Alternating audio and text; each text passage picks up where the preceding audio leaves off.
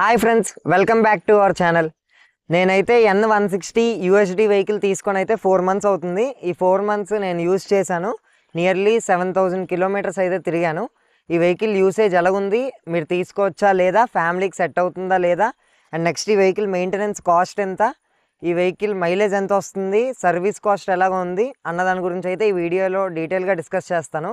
Video అయితే ఎక్కడ skip చేయకుండా చూడండి. ఇంకా లేట్ చేయకుండా మనమైతే వీడియో స్టార్ట్ చేసేద్దాం. నేనైతే ఈ వెహికల్ తీసుకొని 4 మంత్స్ అయితే అవుతుంది. ఈ 4 మంత్స్లో నేను ఈ వెహికల్ తీసుకొని ఏమైనా రిగ్రెట్ అయ్యానా లేదా అన్నదాని గురించి చెప్తాను. అండ్ నెక్స్ట్ ఈ వెహికల్ తీసుకునేటప్పుడు 160cc బెస్ట్ వెహికల్ తీసుకోవాలని అయితే బాగా రీసెర్చ్ చేసి అయితే ఈ వెహికల్ తీసుకున్నాను. ఇంకా ఈ వెహికల్తో నేను సాటిస్ఫై అయ్యానా లేదా అన్నదైతే నేను వీడియో లాస్ట్లో చెప్తాను. ఇంకా వీడియోలోకి వెళ్ళిపోతే ఈ వెహికల్లో ప్రోస్ గురించి మాట్లాడుకుంటే ఫస్ట్ ప్రో వచ్చేసి బ్రేక్స్. నేను 160cc చాలా బైక్స్ రివ్యూస్ చేశాను. అందులో దీంట్లో కూడా నాకు లేని బ్రేకింగ్ ఫీచర్స్ అయితే దీంట్లో ఉన్నాయి. వాటిలో కూడా ఏబిఎస్ ఉంది, దీంట్లో కూడా ఏబిఎస్ ఉంది. కానీ దీంట్లో బ్రేక్స్ అయితే చాలా చాలా పర్ఫెక్ట్ గా పర్ఫామ్ చేస్తున్నాయి. మీరంతా టాప్ స్పీడ్ లో ఉన్నా సరే ఇమీడియట్ గా బ్రేక్ వేశారు అంటే ఏబిఎస్ చాలా బాగా వర్క్ అవుతుంది. ఎక్కడ ఎప్పుడు స్కిడ్ అవ్వలేదు నాకు. నేను వర్షంలో వెళ్ళాను, ఇసుకలో వెళ్ళాను, టోటల్ ఏ మోడ్ లో వెళ్ళినా నాకైతే ఎప్పుడు స్కిడ్ అవ్వలేదు వెహికల్ అయితే. నేనైతే చాలా నమ్మకంగా ఈ వెహికల్ మీద వెళ్ళిపోతాను. ఎంత స్పీడ్ లో వెళ్ళిపోతాను, ఎందుకంటే నా వెహికల్ బ్రేక్ కొట్టగానే అయిపోద్ది అన్న కాన్ఫిడెన్స్ తో అయితే వెళ్తాను నేను. అండ్ నెక్స్ట్ ఇంజన్ గురించి మాట్లాడుకుంటే ఇంజన్ అయితే చాలా స్మూత్ గా ఉంటుంది. మీరు 130 స్పీడ్ లో వెళ్ళిన వైబ్రేషన్స్ అయితే ఏమీ నోటీస్ చేయలేదు నేను. 130లో కూడా వైబ్రేషన్స్ లేవంటే మీరు చూసుకోవచ్చు ఎంత స్మూత్ గా ఉందో ఇంజన్ అయితే.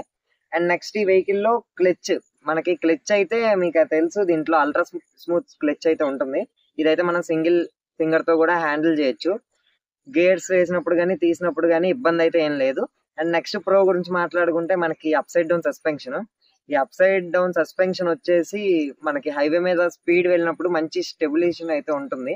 అండ్ నెక్స్ట్ హైవే మీద స్పీడ్ అండ్ కార్నరింగ్ చేసినప్పుడు కూడా మనకైతే బండి స్కిడ్ అవ్వదు because of this up side down suspension.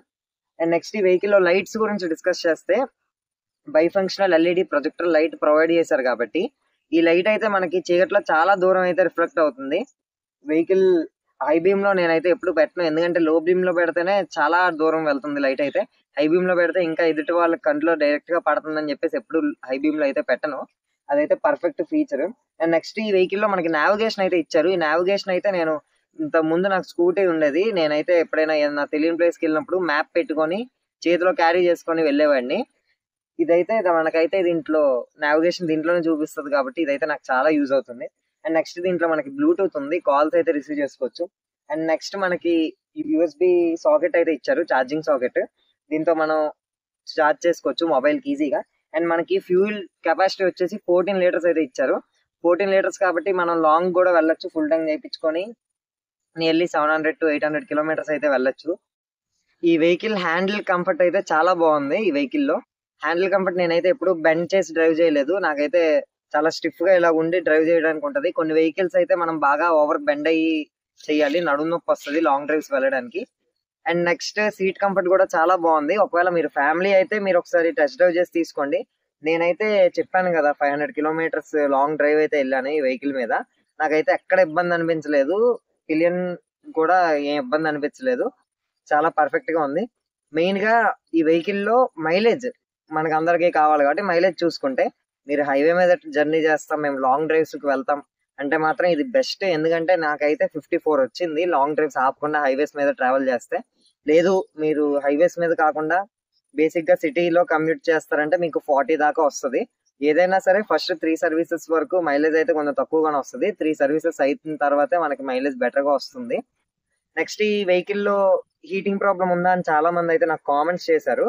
Heating problem అయితే ఏం లేదు బ్రో, మనకైతే ఎక్కడ నేను హీటింగ్ ప్రాబ్లం అయితే చూడలేదు. ఎందుకంటే వెహికల్ కొన్న తర్వాత ఒక 10 km వెళ్ళినా నాకు హీట్ అయిపోయేది వెహికల్ అయితే. నేను షోరూమ్ వాళ్ళకి కాల్ చేసి అడిగితే ఇంజన్ కొత్తది కదా సార్, ఫస్ట్ సర్వీస్ అవ్వగానే క్లియర్ అవుతుందని చెప్పారు. ఫస్ట్ సర్వీస్ అయ్యాక నాకైతే క్లియర్ అయిపోయింది ఇష్యూ.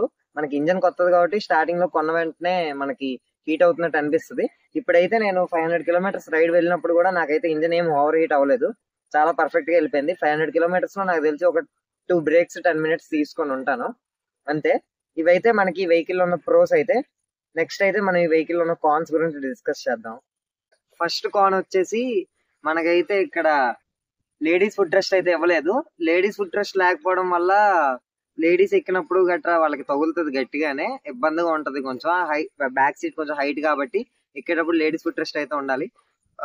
లేదు బయట అయినా తీసుకోవచ్చు, మనం ఒక 500 ఉంటుంది మీరు బయట తీసుకుంటే, ఇబ్బంది అయితే ఏం లేదు దాంతోని. అండ్ నెక్స్ట్ కాన్ వచ్చేసి మీకు వెహికల్ లో ఈ యూఎస్డి సస్పెన్షన్. మీరు ఒకవేళ ముందు స్కూటీ అలవాటు ఉన్న వాళ్ళు అయితే మీకు ఇది అంతగా అలవాటు అవ్వదు తొందరగా బైక్, ఎందుకంటే స్కూటీ మీకు నచ్చినట్టు ఇలా తిప్పేస్తారు. కానీ ఇది సస్పెన్షన్ మనకి పెద్దగా రావడం వల్ల మనకైతే టర్నింగ్స్ తిరిగినప్పుడు అంత ఎక్కువగా అయితే తిరగదు, చాలా తక్కువగా అయితే తిరుగుతుంది టర్నింగ్, అంత ఎక్కువగా అయితే ఏం తిరగదు. సో నాకైతే 2 రోజులు పట్టింది అలవాటు అవడానికి, నేను ముందు స్కూటీ వాడాను కాబట్టి. ఇప్పుడైతే నాకు నచ్చినట్టు తిప్పేస్తున్నాను, ఎందుకంటే మీకు ఏదైనా బైక్ స్టార్టింగ్ లోనే ఇబ్బందిగా ఉంటది, అలవాటు అయిపోయాక మీకైతే ఏం ఇబ్బంది ఉండదు. ఇంకా కాన్స్ గురించి మాట్లాడుకుంటే ఈ వెహికల్ లో నాకు అంతగా కాన్స్ ఏం అనిపించలేదు. అండ్ నెక్స్ట్ నేనైతే ఈ వెహికల్ తీసుకొని సాటిస్ఫై అయ్యాను అయితే అంటే నేనైతే కంప్లీట్ గా సాటిస్ఫై అయ్యాను. ఎందుకంటే తీసుకున్న తర్వాత నేను ఇంత పెట్టి తీసుకున్నాను, జస్టిఫై చేసిందా లేదా అంటే నాకైతే పర్ఫెక్ట్, నా యూసేజ్ కానీ నాకు పర్ఫార్మెన్స్ కానీ స్పీడ్ కానీ మైలేజ్ కానీ అన్ని పర్ఫెక్ట్ గా ఉన్నాయి. And next vehicle top speed చూసుకుంటే మనకి 130 వరకు వెళ్తుంది. ఇంకా మైలేజ్ ఆల్రెడీ చెప్పేశాను కాబట్టి అదైతే మీరు హైవేలో తిరుగుతారా లేకపోతే సిటీలో తిరుగుతారా అన్న దాని మీద డిపెండ్ అయి ఉంటుంది. అండ్ నెక్స్ట్ మీరు హైవేలో స్పీడ్ మాట్లాడుకున్నట్టయితే హైవేలో నేను 100 లో వెళ్ళినప్పుడు నాకు 52 అయితే ఇచ్చింది మైలేజ్ అయితే. ఇదైతే చాలా బెటర్ గా ఉంది మైలేజ్, ఏ బైక్ ఎంత ఆఫర్ చేయదు హైవే మైలేజ్. ఇంకా మైలేజ్ టెస్ట్ కూడా నెక్స్ట్ మన ఛానల్లో అయితే వస్తుంది, సబ్స్క్రైబ్ చేసుకోండి మిస్ అవ్వకుండా ఉండడానికి. ఇంకా నెక్స్ట్ ఈ వెహికల్ లో నాకైతే 2 సర్వీసులు అయ్యాయి. ఫస్ట్ సర్వీస్ 500 కిలోమీటర్స్ కి అయింది, సెకండ్ సర్వీస్ 5000 కిలోమీటర్స్ కి అయింది. ఫస్ట్ సర్వీస్ కాస్ట్ వచ్చేసి 1200 అయింది, నాకు పెద్దగా కాస్ట్ ఏం పడలేదు. Only engine oil and oil filter అయితే మార్చారు, ఈ రెండింటి కాస్ట్ 1200 అయింది. అండ్ నెక్స్ట్ సెకండ్ సర్వీస్ కూడా సేమ్ అదే కాస్ట్ అయింది. ఒకవేళ మీకు ఎక్స్టర్నల్ గా ఏమైనా పార్ట్స్ పోతే, మిర్రర్స్ కానీ ఇలాగైనా పోతే ఎక్స్టర్నల్ గా వాళ్ళు ఏమైనా యాడ్ చేస్తారు, బ్రేక్ ప్యాడ్స్ కానీ ఇలాగైనా అరిగిపోతే వాళ్ళు యాడ్ అయితే చేస్తారు, అంతే తప్ప ఇంకేమీ అవ్వలేదు.